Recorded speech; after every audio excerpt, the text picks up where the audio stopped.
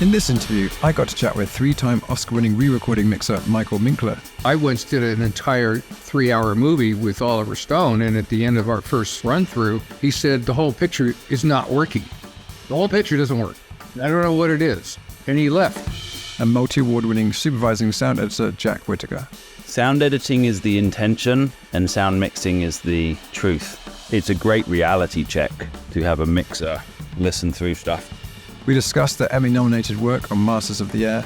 You'll get to hear how they delivered a 9-hour Dolby Atmos mix, what editors can learn from sound mixers, and the sonic secrets to utterly immersive sound design. If you enjoyed this interview, do sign up for Cut Daily, my free weekly newsletter that delivers a concise insight of post-production knowledge direct to your inbox. Sign up for free at cut-daily.com. Thanks so much for making the time. Michael, when I was doing some research for something else, I came across a post on Reddit that was tips for dialogue editors. Tip number 6 said, "For the love of Minkler, please make sure it's in sync." And I was like, wow, I've never seen anyone name checked in that way. Yeah, okay. I rarely have to say anything like, I don't know where that would have come from, but sync has been an issue over the years. Sometimes I've had experiences, and I've heard other people have experiences where sync is like completely optional, apparently. The tip said, please make sure it's in sync, not just with the guide track, but with the actual picture. But it was anonymously posted, so I don't know who actually wrote it. And it was 6 years ago, so maybe you should get T-shirts made that say, "For the love of Minkler, have it in sync." I like that. So I absolutely loved watching Masters of the Air. One thing that struck me in kind of thinking about this interview is that as like a video editor who's mostly in picture, I had never really considered how easy picture editors have it compared to sound guys, because picture are building stuff together and putting it all together, but sound are almost starting from a blank slate, really. Even though you have picture to guide you or suggest what's happening, you're actually having to build everything from the ground up, especially in a show like this where I'm assuming most of the takes and the volume and stuff were just all mute of any real sound. So how do you approach a blank slate and deciding moment to moment what we hear and how we hear it? Go ahead, Jack. I dare you. No, I'm just kidding. Go ahead. Hi, Johnny. It's a fantastic question. I mean, sound is always a blank slate, especially on the effects side. You start off with we work on a system called Pro Tools. You start off with a blank screen. I mean, you will get the material from the Avid and the AAF, but for the most part, it's a blank screen. So you have to always build a world and build a language to that story. And yes, for this show in particular, because of it being so much CGI and shot inside sets and all of those aspects, we started off building the world by watching the show and making notes, and then thinking about what we didn't have and what we did have. And one of the things we didn't have, or didn't have enough of, I should say, is B-17 aeroplane sounds. There are B-17 libraries out there which people have, and we have some recordings, but you could always do with more, because the majority of this, at least half of these episodes, have these incredibly long sequences in the air where you are with the crews, and it's about being with the crew on the plane and the different planes.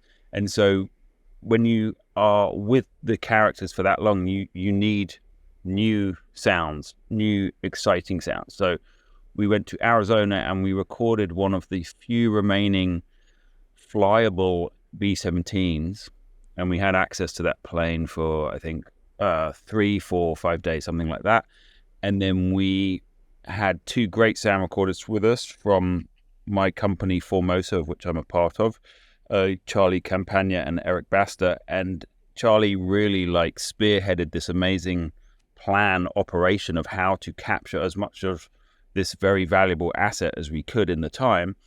And he had all these rigs, different recording rigs, different microphones inside and outside.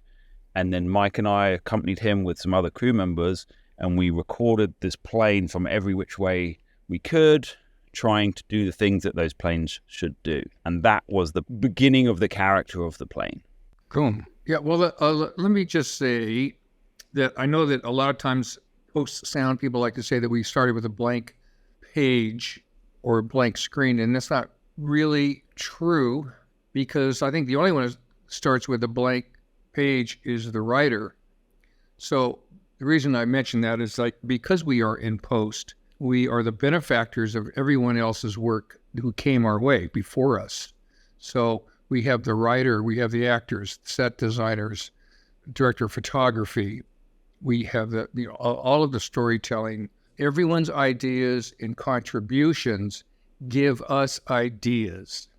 So I think to be a really good sound man is you interpret ideas that are given to you, and you create something that's more magnificent and interesting, and it's very descriptive. We have to help tell the story. So we just have to do our job, our part of the job, and to help tell that story and descriptively, and throw a lot of excitement in there. I guess part of what I meant by a blank page is that, like, if you're just in the world, your brain chooses what to focus on and is very selective. True. So even when you're creating a world and you've got all these B-17 sounds, moment to moment, how do you map your way through a scene in such that there's constantly new things happening, or you're shaping what you're hearing to like support the story in that way? Like, you're taking the ideas that the editors put in there, but like, how do you navigate that dance, I guess? Yeah, that's part of our storytelling objective. The sound editor and the sound mixers use the idea of focus. So what do we want you to hear at any specific moment? What should you hear at any specific moment to help tell the story, to help create the excitement? So those are our choices. And hopefully they're good choices, and the director likes those choices, producer likes them, everyone likes them. But if we're making wrong choices, and it becomes evident to the producer or the director that something's not working here, and usually that's what it is. We just made the wrong choices. We're not doing the right focus. I think Jack can agree to that. Absolutely, yeah. We make tens of thousands of decisions on a show like this, and you build the track always with a viewpoint in mind. I think you don't cut everything, you cut what you think you want to hear. That is the art of sound editing. And then we then take that thing to the mix, and it gets refined, and the music gets put in, and the dialogue gets put in, and the ADR gets put in, and the Foley gets put in. And then that process continues and continues and continues. And it's a constant refining, chipping away of the stone to make the statue. And it becomes super micro by the end in what those things are. But as Mike says, sometimes you're also trying to, as well as take away sound, you're also trying to continually keep the viewer sonically interested despite whatever's happening on screen, with other things playing that are in a non-distracting manner. So sometimes we add in a lot of other ideas on top, and as Mike says, you get a note saying something's not working, and that's probably because we've gone down a pathway that maybe is needs changing. Yeah, it's a real collaboration thing. Usually the only notes that we get, if we're doing our job right, the only notes we get is that something's not working. And maybe that's only hopefully one time per episode, per hour, that something's not quite working. That's a good day. That's all that I'm fine. And then it's up to us to figure out why. Now, I once did an entire 3-hour movie with Oliver Stone, and at the end of our first run through after the mix, he said the whole picture is not working. The whole picture doesn't work. And I don't know what it is. And he left. So me and the sound team, we sat there scratching our heads. I'm thinking about, first of all, what does he really mean by that statement, by such a broad statement? And then second of all, what can we do to make it work? So we sat in the room and started playing around, and well, for the rest of that day. And then the next day I told him, don't come in, I'm not ready. Do the rest of that day. And then on the third day he came in, I said, I think we got it. I think we fixed it. We played the whole movie again, 3-hour movie. And he goes, that's it. It works. He didn't say why or what. And we didn't tell him. So that's our job. Can you tell us what you did? Yeah. I used a lot of sound effects and music in very key places one particular key place was a section in the movie right in the middle. It's almost 20 minutes long. That was the one that I really hit the hardest with trying to make it work, because it was just a walk and talk with a voice, two voices, two men talking to each other. And then once I decided to, and there was nothing else really playing in there, once I decided what do we put in here without being interruptive, but to help tell the story that was never conceived before. So I said, okay, let's grab some music. I know we cut a whole bunch of music and put it in there, and then the sound effects appropriately accompanying the music. That was the biggest change that we made out of all of the changes that we did. But it was those things, some things like that. That's the power of sound. Yeah. Is now my movie works, and he doesn't even know why. Yeah, that's amazing. I thought you were going to say we didn't change anything and it just let him sit there and think that he liked it again. But I guess you actually did loads of work in between was the sequel. No, Oliver may not have articulated what it was, but he is smart enough to know that if it does or doesn't work. Yeah. I mean, one of the scenes that I thought was just absolutely outstanding in episode 5, which is the one you guys are nominated for, is the Battle of Munster. His gun has blown to bits! And he shoots. Christ, he just lost the high lead and she's gonna... Tail, ball turn, and he shoots. I don't see any.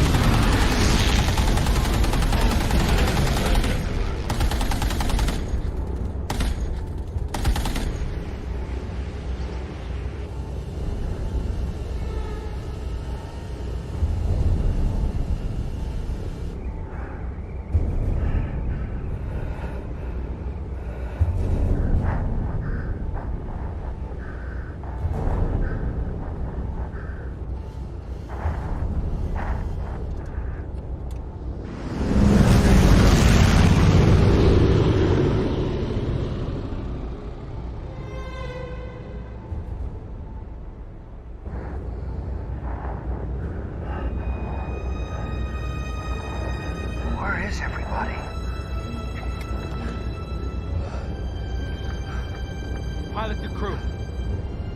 Does anyone see any other ships from the hundreds? Top turret to pilot. Negative. Left waist gunner to pilot. Negative. Ball turret to pilot. Negative. Nose negative. Tail to pilot. Negative. Right waist gunner. Negative. Bogies, 5 o'clock high. Well, one of the many things we did on this show was we tried to ratchet up intensity. There's a lot of dialogue, there's a lot of talking on the planes. You know, there's a fair amount of music and there's a lot of sound effects. And we tried to make those things play in a rising energy. It was a very intentional thing to have that passage rise until that moment and then drop away in a way that you hopefully wouldn't notice. And that is a building of, hundreds and hundreds of elements that took us to that point. In fact, I think we intentionally didn't cut a lot of sound in that area, and I think we just hit some of those trail bys of those pieces of planes falling past us with sort of quite light sounds, quite delicate, but we didn't cover the whole thing with showers of debris and whatever. And then we really wanted to focus, and we recorded the actors with the additional voices of the breathing and all of this stuff. So in order to really pull it, because the story is about them at that point and them being alone, we felt that shape told that story in the best way possible. It was also very descriptive in the book and the memoir that the whole series was based on. And part of the description is the loneliness. It's like it's so fierce in one moment and so lonely in the next. And you're complete awe of what you're looking at. You just can't believe that, like, wow. This is where I am and what's happening. And it changes these people. It really messes them up. Yeah. Then after that moment, we have a really hard dynamic cut back that I think is preceded by a line of dialogue in the end. And then we have these hard cuts of the German planes coming in to attack them for a second run. And it was really nice to have that. There's very few moments in this show where we go to silence, because it was really about keeping that thread of tension up and ratcheted up in these action scenes in a way that isn't overpowering, which is a massively a testament to Mike and Duncan's work on the show. But yeah, it wasn't sort of giant, loud, bombastic things and then cutting to nothing. It was contained within this envelope that you feel it. It's really hard to explain, but there was a lot of work in that. I guess from both an editing perspective and a mixing perspective, what would you say is the difference between this kind of stages and the thought process between sound editing and sound mixing? Because I'm trying to think what the equivalent would be for picture. It's like kind of the offline and maybe even like the color grade in terms of my understanding of the mix, and that you're choosing what to emphasize and you're choosing what to tuck away. I have thought about this question because it has sort of come up in different forms. Sound editing is the intention and sound mixing is the truth. Because maybe when I'm sound editing with my team and all the different people, they're imagining what they think this thing should sound like, and they're putting together something, and you imagine it and this is what it is. But by the time it gets to the point of being mixed, it's in your imagination and it's taken on a life of its own. The mixers, they then come in and they hear it for what it really is. And they may have a different opinion from having read the script and the book and watched different mixer temp and spoken to the producer and the director and the filmmakers. And they hear it as they hear it, not what I imagine it to be. And so that's where that beautiful collaboration comes from, because it becomes something more than someone's intention from the beginning of a show. It's a great reality check to have a mixer listen through stuff and they're listening against everything. They're listening to everything. They're not just listening to the sound effects and the dialogue. They're listening to the music as well, right? Which is the emotional heartbeat, really, of a project.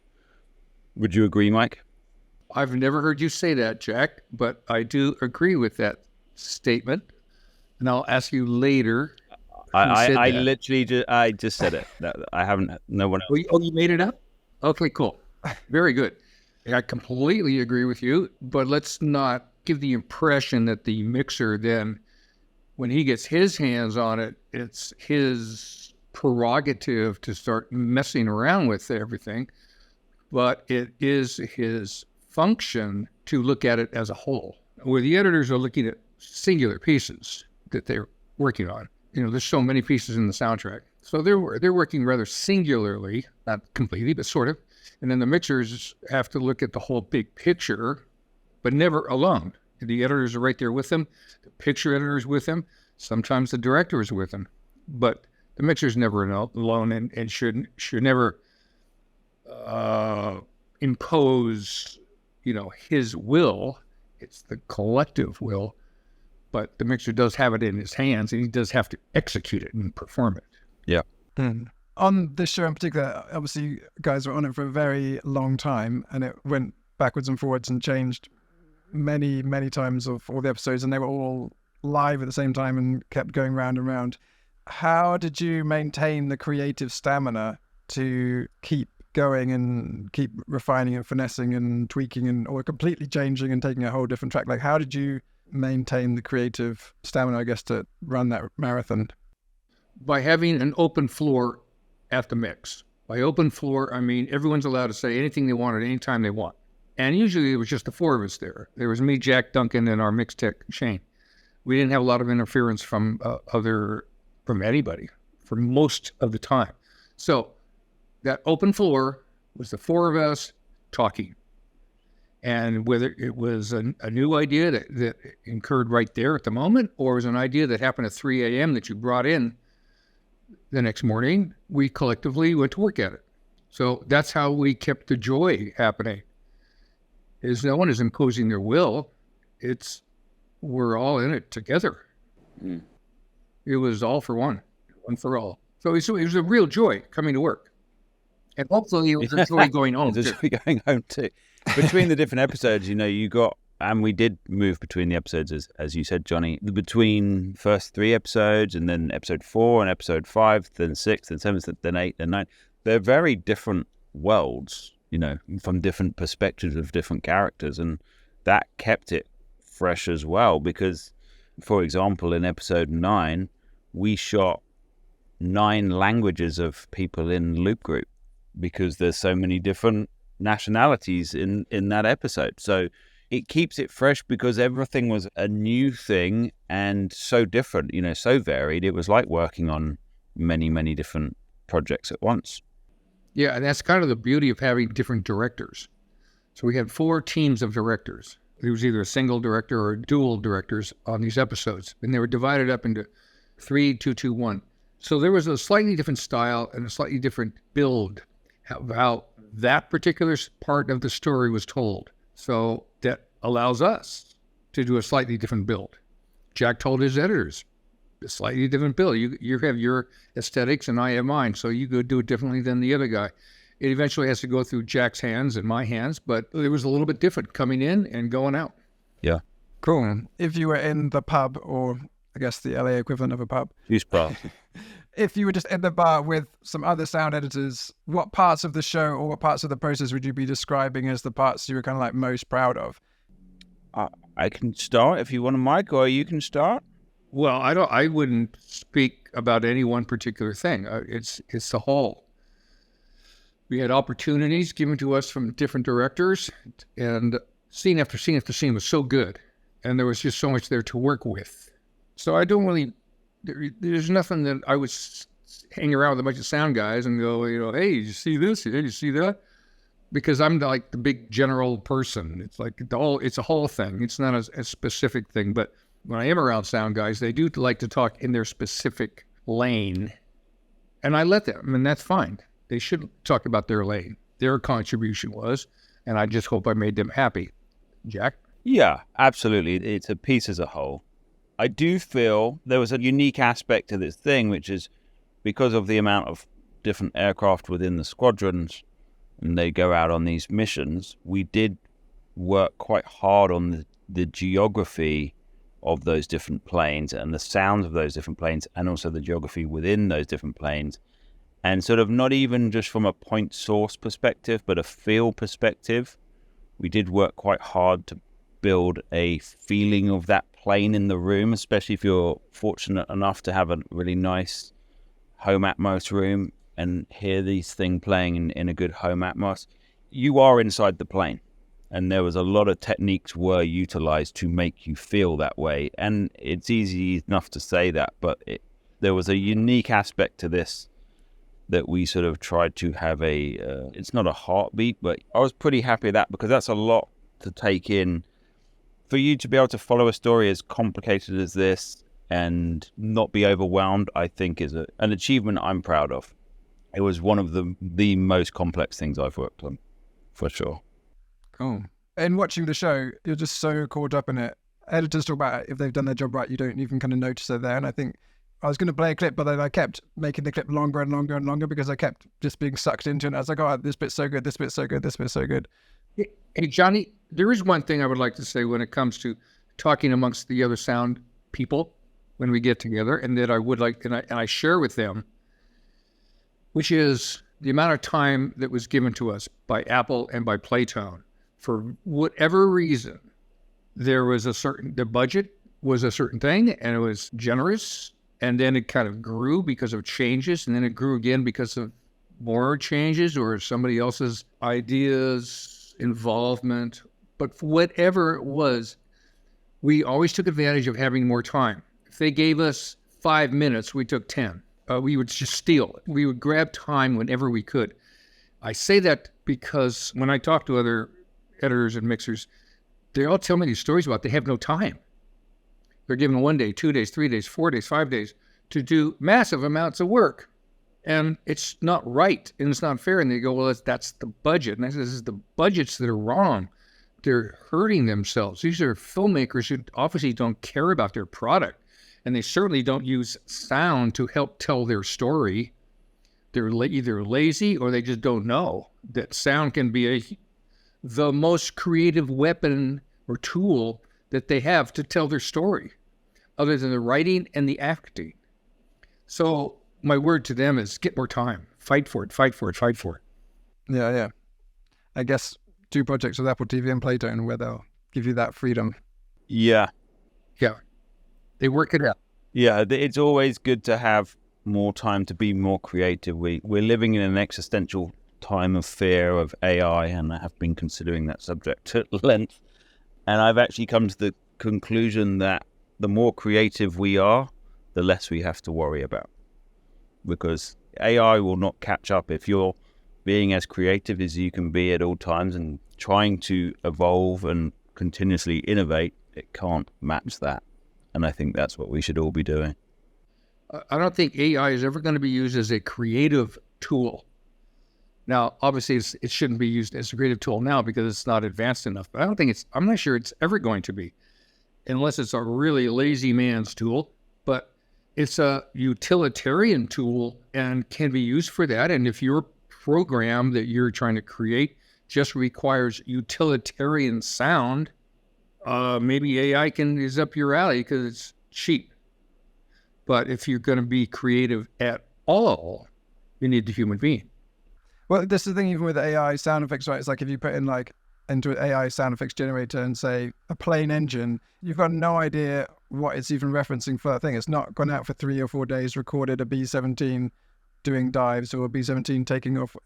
I don't even know why you would want to use it, because even if you said a car engine or something, it's not going to be that specific car. It's such a shoddy approximation for real sound or even real images and things. I agree with you, like having an AI that can help you catalog the 3 or 4 days of sound effects and somehow be able to hear you say, this is the switch on the door, and then label it as this is the switch on the door.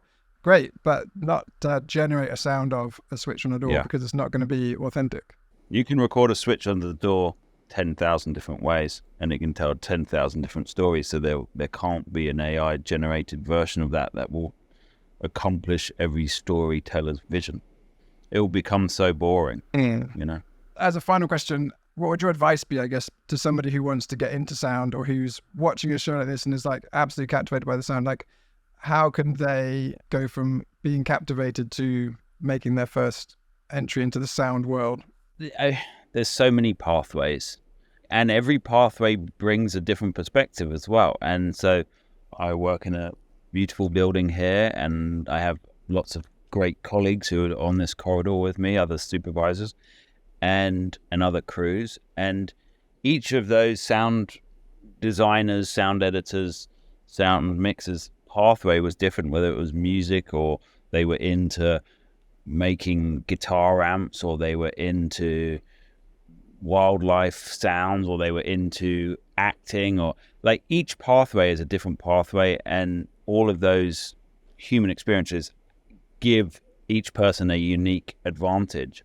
And then I think you just want to, I'm a believer in going to where the work is, and you will find a pathway. You will find an opening, you know, knock on some doors, write some letters, write some emails, attend events, go to screenings, watch movies, watch TV, listen to them, watch them multiple times, learn the people's names at the end of the films and the TV shows.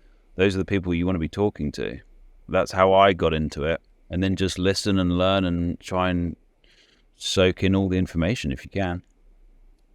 Yeah, you'll never learn on your own. You'll never learn it in school. You'll learn how to push buttons and kind of which buttons to push, but you're not going to learn why and for what purpose. You need to sit with people for years. I mean, not 5 minutes, not one day, to sit with somebody and see how they do it. Yeah, you'll pick up something, but you're not going to pick up enough. I mean, it takes years of working with and watching really good people. And then you do it your way. But you learn from them. You learn the good and the bad. You'll never learn it on your own. And you'll never learn it thinking that you got it. I can do it better than anybody because look at me. I got these 1,000 plugins. Look at me. I got this rig. I got this home studio. That's nothing. You haven't learned how to drive the race car. You know, you got to drive in 200 races before you know how to drive that race car. Do you think that's one of the benefits then of having an open floor, like you said, in terms of the sound editors can see how the mix evolves and, like you were saying, Jack, their intention versus the truth, being able to see and then ask questions like, oh, you've dropped the music here, or you've elevated this, or you've tweaked that. Like, that's where the real education, I guess, happens, is in those moments. Totally. I'm a massive believer in collaboration. I'm a massive believer in people recording new sounds. I'm a massive believer in Foley doing a really creative pass and then hearing it all together and throwing things out as necessary and adjusting. And it's great for people to come and hear things on the stage and see how it evolves. You know, Mike and Duncan on the show and all the shows, they put all the sounds up and they start playing, and it's lots and lots and lots of sound, and then they start doing passes and pulling things out, and as they pull things out, it exposes areas that are naked, and then we have to put a sound in there, and then that sound is cut by someone, and that could be a different person that worked on that reel in the first place, and that's a different perspective. Or you have to send it off to get some ADR recorded, and that's a different. Like, there's just so many great ways for people to learn, and I really am a big believer in people collaborating together and not working in isolation, which is, I think, harking back to what Mike was saying about sitting in your room on your own. You're not going to learn to drive a race car unless there's other people on the track. I had an advantage in my earlier years of sitting with directors for weeks on a film, because that's what they did. They would sit with you. They don't do that too much anymore, and nor do I even like them around when I'm doing like my work, my pre-mixing work. I usually keep them out of the room for 3 or 4 or 5 weeks, and then get them in when it gets really down to it. You know, but I've certainly talked to them. I certainly know what it is that they want. I'm not going off on my own. But getting back to my advantage, I think that I had from my early years was hanging out with brilliant directors is, wow, what a treat. What an intellectual and creative space that goes on that I'm in all day long. And I'm not just talking about sound, he's talking about picture and acting and the camera work. And I'm listening to him on his phone calls, and he's talking to his DP, and he's talking to his film editor, and I'm taking it all in, you know, picture after picture after picture, some of the greatest directors back in my earlier years. Wow. So much to learn about life and movies. You don't really get that today. I don't know where anybody can learn that today.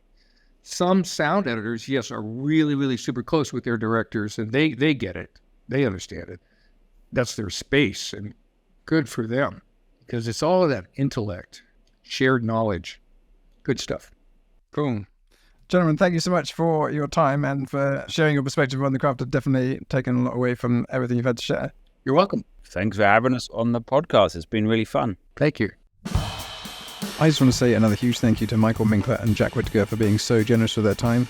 I learned a huge amount in our conversation, and I hope you did too. If you enjoyed this chat, then do check out my conversation with editor Jennifer Lame, who won the BAFTA, the Oscar, and the Eddie for her work on Christopher Nolan's Oppenheimer.